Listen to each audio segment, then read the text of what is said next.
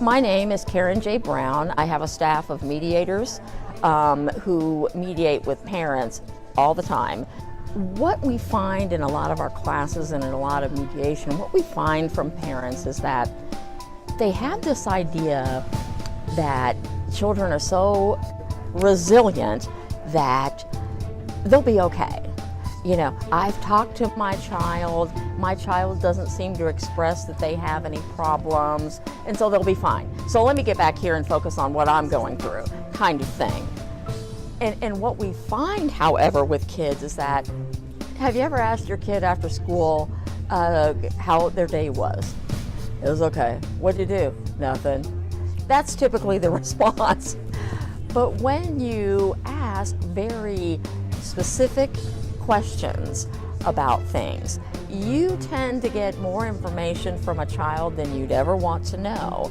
And what we have found through our services, because we require the children of divorce to attend classes too, and what we find from talking to our little darlings is that they absolutely have opinions and thoughts about the conflict, and they say they can't stand it.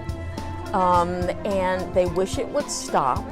They don't understand that they're primarily worried about their property. When my parents divorce, well, how am I going to have my skateboard? Or where is my special stuffed animal going to be? And that sort of thing. They're very, very worried. And it plays out in school.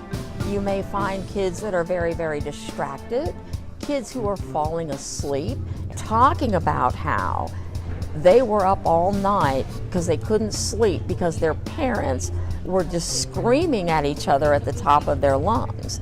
And it's quite distressing. Watching that will just break your heart.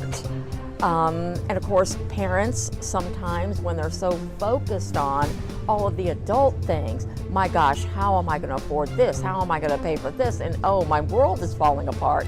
These poor little kids are falling apart too.